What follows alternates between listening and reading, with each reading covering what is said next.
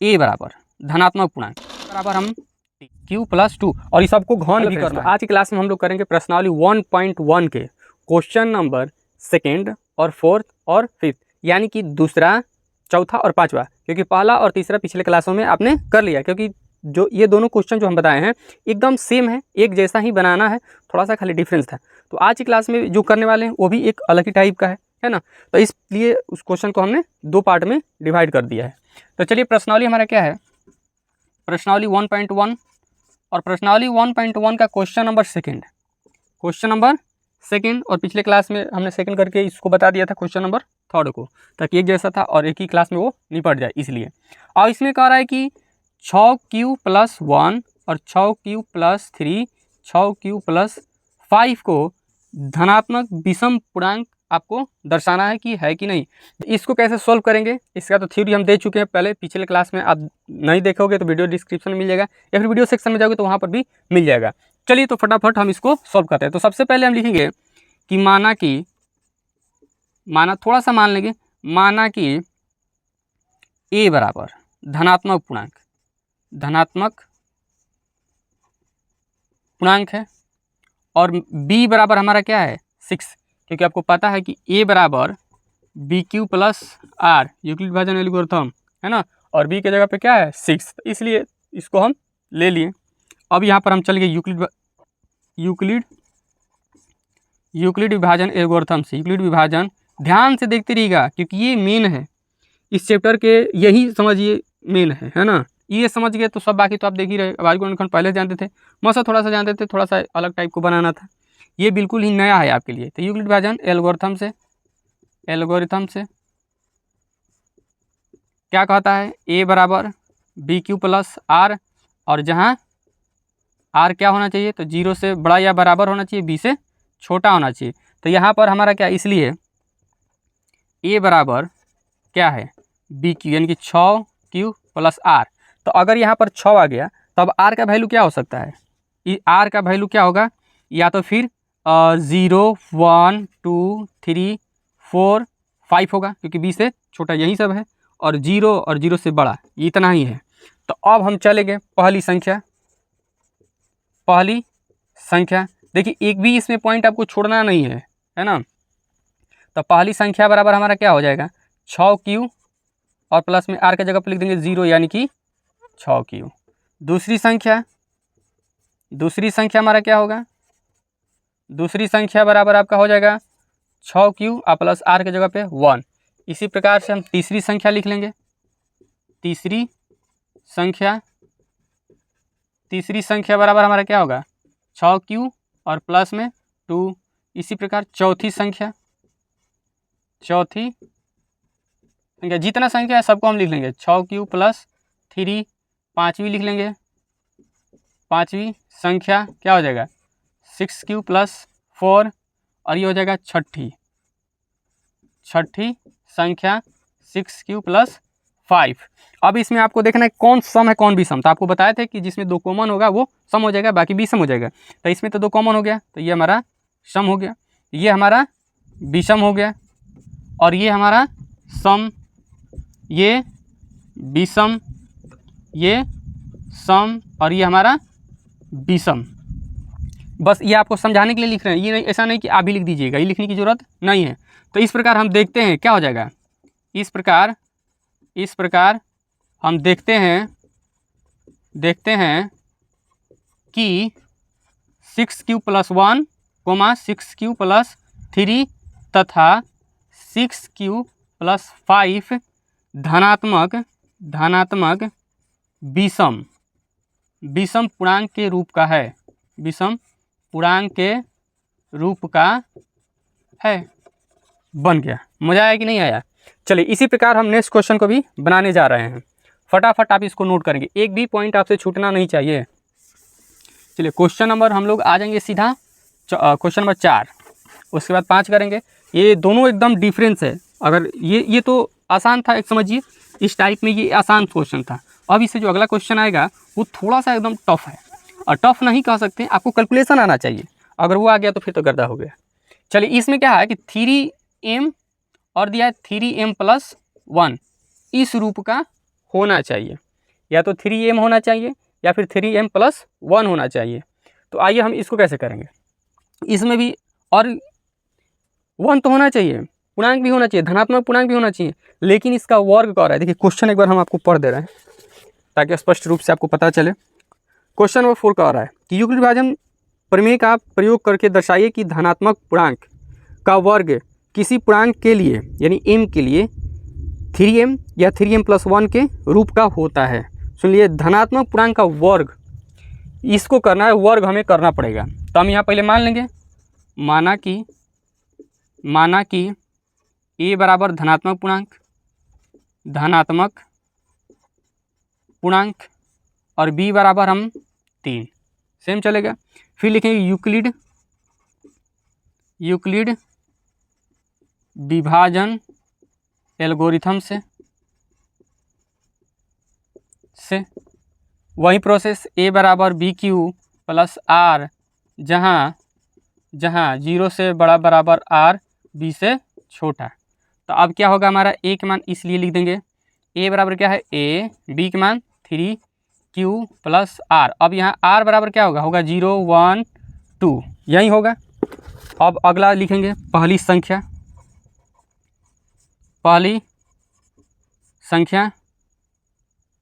तो पहली संख्या बराबर क्या हो जाएगा 3q प्लस 0 यानी कि 3q। दूसरी संख्या अभी बहुत काम इसमें बाकी है क्योंकि वर्ग का है, हमें वर्ग करना पड़ेगा। तो दूसरी संख्या के लिखेंगे 3q प्लस 1 और तीसरी संख्या लिखेंगे, तीसरी संख्या बराबर हो जाएगा 3q प्लस 2। अब लिखेंगे कि संख्याओं का वर्ग करने पर, संख्याओं का वर्ग करने का मतलब तो आप समझ रहे हैं ना, स्क्वायर। तो यहाँ पर पहली संख्या क्या हो जाएगा, पहली संख्या बराबर 3q का स्क्वायर। तो देखिए 3q का अगर स्क्वायर करेंगे तो तीसरी करेंगे 3 गुणे 3q के स्क्वायर हो जाएगा, 3 3 के 9 और q के स्क्वायर। तो इसको हम मान लेंगे कि धनात्मक पूर्णांक ये m का रूप का है ना, कोई धनात्मक पूर्णांक है जो कि यहाँ पर लिख लेंगे, यहाँ पर ऐसे लिख लेंगे ऐसे कि m बराबर 3q स्क्वायर। तो क्या हो जाएगा 3m, समझ में आया। अब लिखेंगे दूसरी संख्या।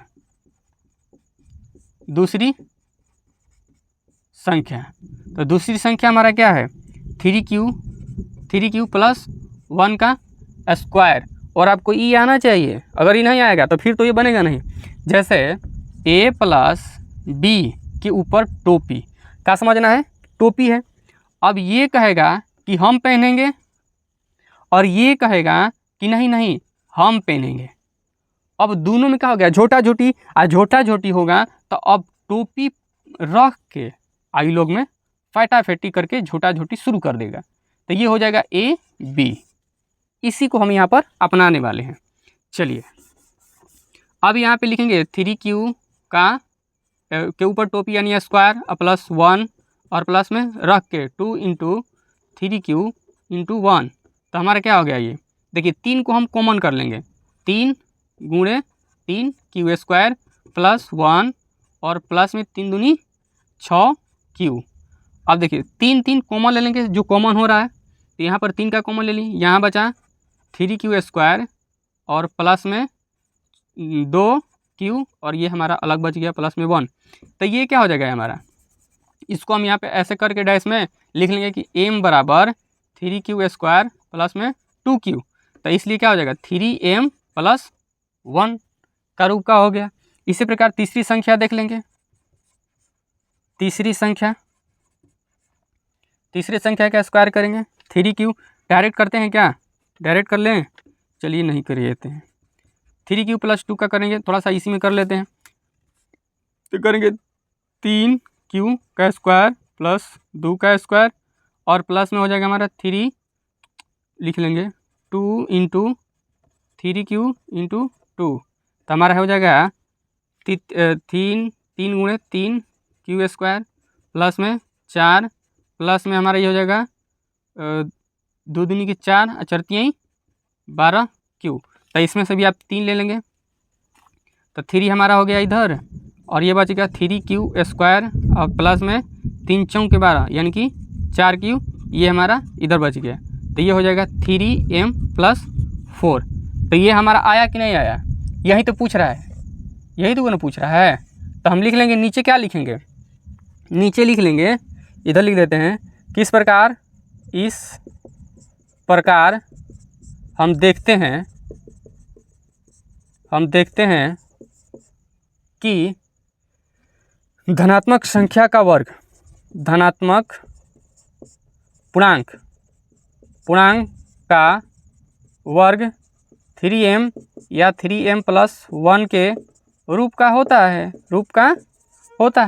हो गया। और इसी प्रकार से क्वेश्चन नंबर हम अगला बनाएंगे, यानी कि ये हमारा क्वेश्चन था चौथा। अब बनाएंगे हम क्वेश्चन नंबर 5, और 5 को थोड़ा सा ट्रिक समझना है और थोड़ा सा उसको डिफरेंट भी करना है। अगर उसको आप समझ गए तो फिर तो कोई दिक्कत की बात नहीं रहेगा, आपसे ये सब बन जाएगा। कि थोड़ा सा उसमें रूल्स को अपनाना भी है और रूल्स के अगेंस्ट भी चलना है, तो इसलिए थोड़ा सा वो डिफरेंस क्वेश्चन है, तो उसको आप ध्यान से देखेंगे और कॉपी पेन ले करके आप हमारे साथ उसका कैलकुलेशन करते चलेंगे। यहाँ पर इसमें कह रहा है कि 9m+1 और 9m+8, इस प्रकार को आपको दर्शाना है।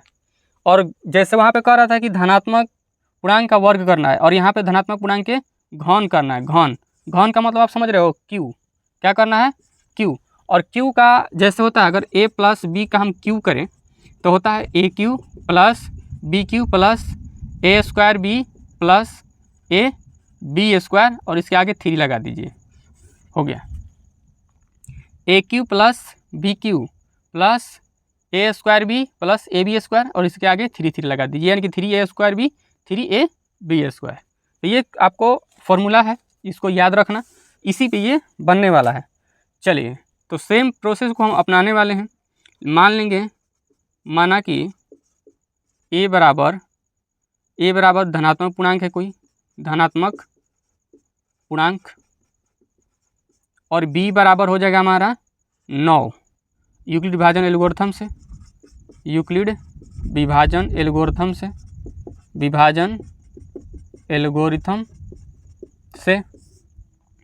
तो a बराबर BQ + R, जहाँ R के मान क्या हो,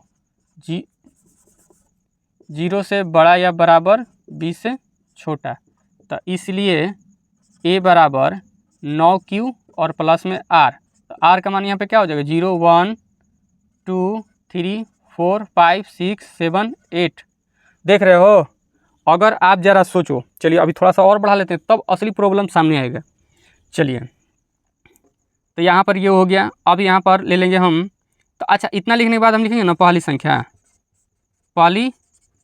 क्या होगा, 9Q और प्लस में 0, और दूसरी क्या होगा, 9Q + 1, तीसरी 9Q + 2, 9Q + 2, और इस सबको घन भी करना है। तो समझ रहे हो कि घन करना है, अगर 9Q + 8 तक इतना हम घन करेंगे तो 2 से 3 पन्ना चला जाएगा, है ना।